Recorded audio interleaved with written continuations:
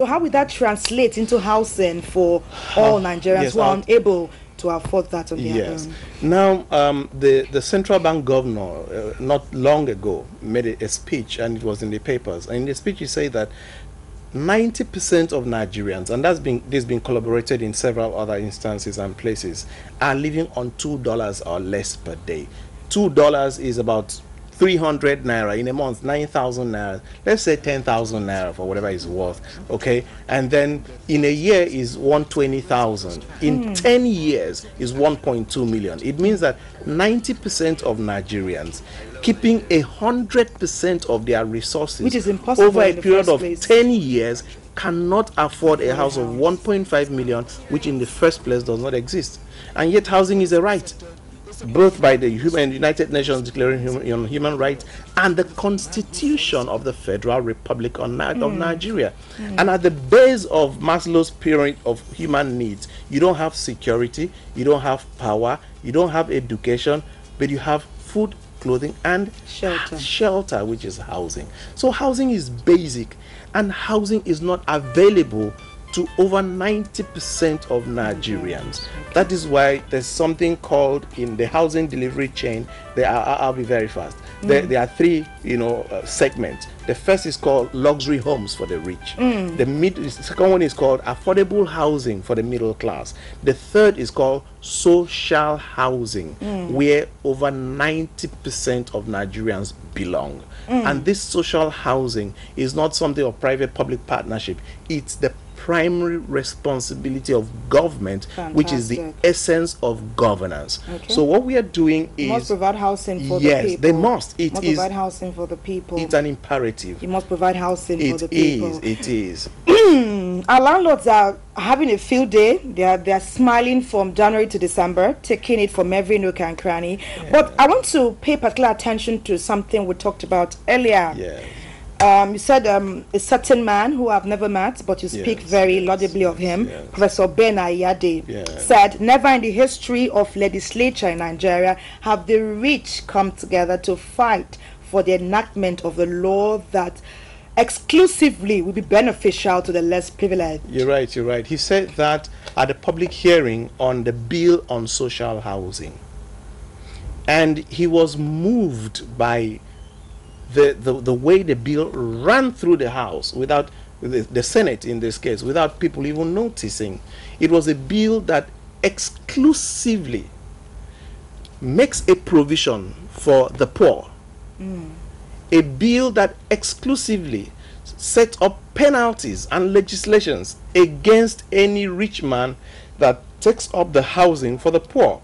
And when this bill came up, one expected it to be treated with some level of levity and all those things, but all the senators, all unanimously went through the first reading, very quickly went through the second reading, went through the public, the committee stage, went through the public hearing, and right now, in a very short span of time, that bill is on the floor of the Senate for final consideration and passage into law.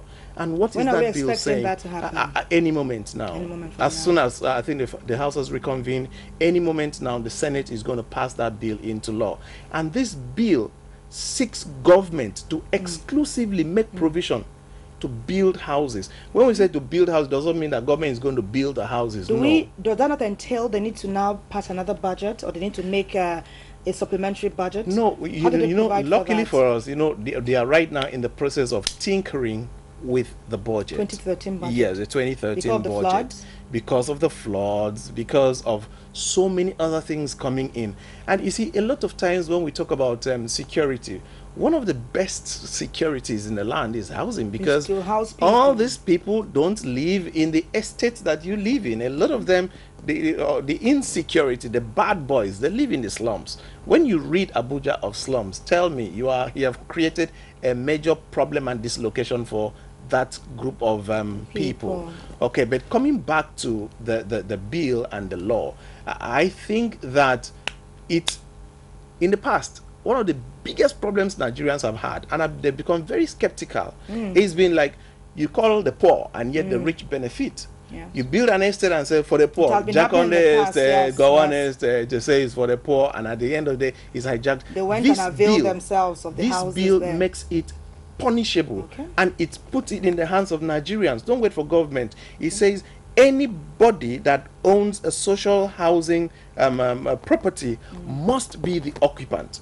You cannot let it, you cannot rent it, you cannot sell it, you cannot. You must live You there. must, because it's strictly for those who need it. I want to see the permanent secretary and the director that is going to live in the two-bedroom. So just a minute, perchance this person becomes successful. Yes. You know, his fortunes change. What does happen then? Estate for the less privileged. So what does he do? You thank God and get out. You migrate. Okay, so you just leave it. You migrate. No. You see, the provisions are done in terms of the payments made.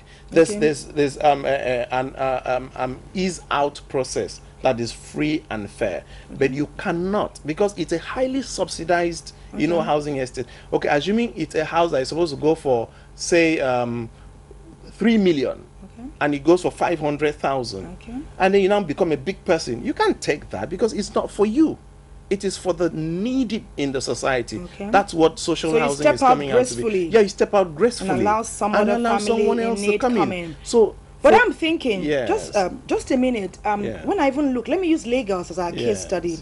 I find that most of my colleagues, most of people that work in the place where I work, an interesting media organization such as the NTA is, they come from places as far as Ikorodu. There are two things on a daily basis. So things. Something tells me that there's no land available again near us or near areas where near commercialized areas. So where will these houses be built when this law is passed? I'll tell you two things. The very first thing is, maybe I'm shooting a little forward. Let's put it at that. On the 1st of November, which is on Thursday, there is a special seminar called, is a 3rd annual seminar on social housing. This seminar is strictly by invitation. So it's not one of those party stuff. Not all commerce affairs. What we are doing is we are networking what you call solution providers. People who are coming, and in the last seminar, somebody brought something that we're working on right now. He said, look... Is it from the seminar that this policy emanated? Is that where the journey started? At the risk of taking a lot of credit, I would say the national housing policy that has just been given to us after almost 22 years actually did emanate from the last seminar, because the Honorable Minister said it several times all over that when she came into power, into office, Ms. Amal Pepo, she came across a document. That document was actually the document of the last seminar we had. And she looked into it and saw these things about social housing, and she says, bingo, this is my passion. And true to her word, she took it up, and in less than 1 year, she gave us a policy we've not been able to have for over 20 years. Amazing. So, to a great extent... Tell me about the seminar quickly, because Nigerians want to know quickly how all this your hard work will translate into housing. The seminar is like I said, a conglomeration, an assemblage of the best in the land. So we now put it open in the papers. If you go to socialhousingnigeria.com, you will see, if you think you have something to offer, apply. And right now, we actually needed a space for a certain number, about 300. And as of today, we have been oversubscribed by 200%. So we have been, since last week, going through the profiles of the people.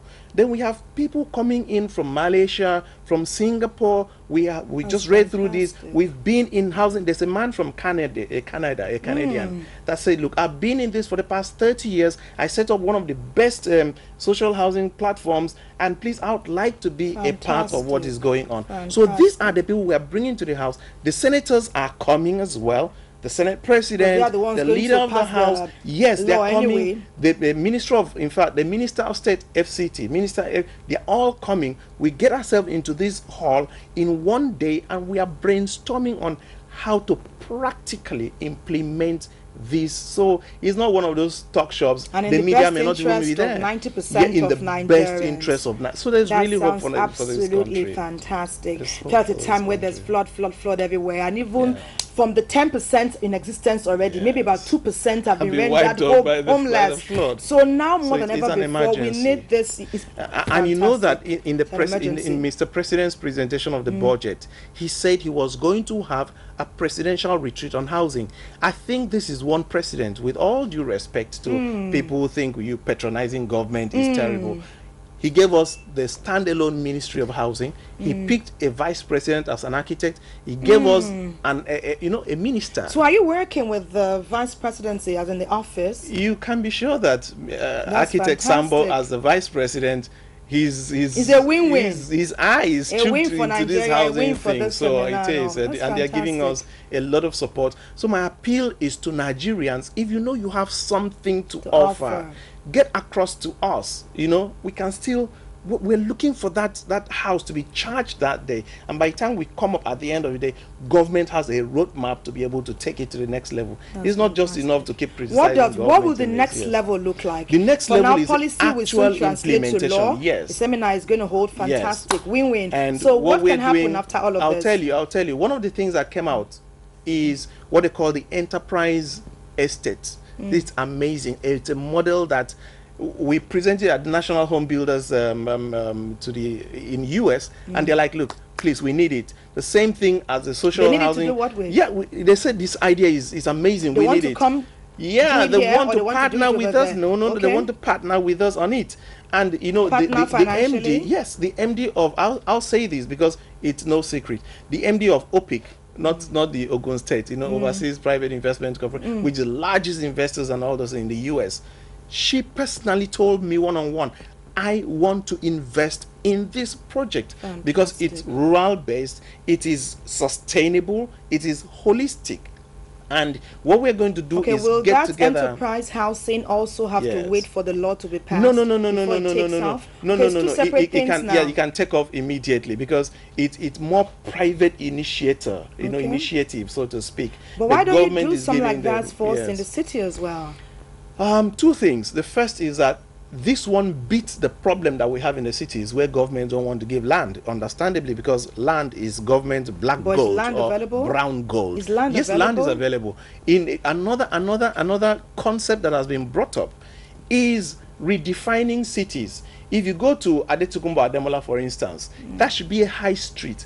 And in a high street, what you do is that if you just look down and you're seeing the shops and everything, but if you look up, they're actually high-rise buildings. And what happens, they have all these shops that have high rental values and everything on the ground floor, and the rent that are paid actually takes the next 12 floors. So from the 4th floor up are actually like social housing because the rents are taken up by this, and all the essential duty people, the media, the essential people, the nurses, the doctors, we want. These are the people that are put. So we want to bring this sort of policies and come into closer Nigeria. to their workplaces. Exactly. I read somewhere that where you work should be less than 15 minutes at the maximum. That's a proper thing to do. From where you live. From where you live. And we have people driving in a vehicle. You're driving for 2 hours. That's true. If you meet traffic, 4 hours. You're talking those driving. Tell me the nurse that is coming from Alagbado, to come and work in the hospital, and then you're expecting that nurse who left by 5 a.m. to get to the workplace by 8 o'clock to attend to you very nicely and everything. Some hospitals provide for their personnel. Yeah, they do, I know their but houses for doctors. It's expensive. Don't they have? They pay. They pay, of course. They're expensive because no, I mean you work for a place, they give you a house, you pay. They can't afford to do that because the cost is so high. So the private organizations cannot afford to do that. They can't afford to pay. You mean the nurse with the private hospital? Yes, will not be able to have a house around. Of course. Because instead of that guy giving you that house, if you rent out that house, it will make more money than he probably would make from the hospital. So I think that the time has come when we must come together as solution providers. We are tired of, just sitting down, criticizing government, and, let me just give a very quick, I know my time is almost up, but I'll just tell you this. We had problem with telecommunications. We had problems with phones. To the extent that we say telephone was for the rich, okay? And yet it took one man to see through it. Took a little policy, and instead of government putting in a dime, they were making a lot of money, and now we have phones. Everybody can access. The same situation is where we are now. That's right. Housing is a problem. Everybody is shouting. All we need is 1-2 people to come together, put on a thinking cap, and money starts to spin. And exploit the potential, the skill and intelligence of people such as architect Ezekiel.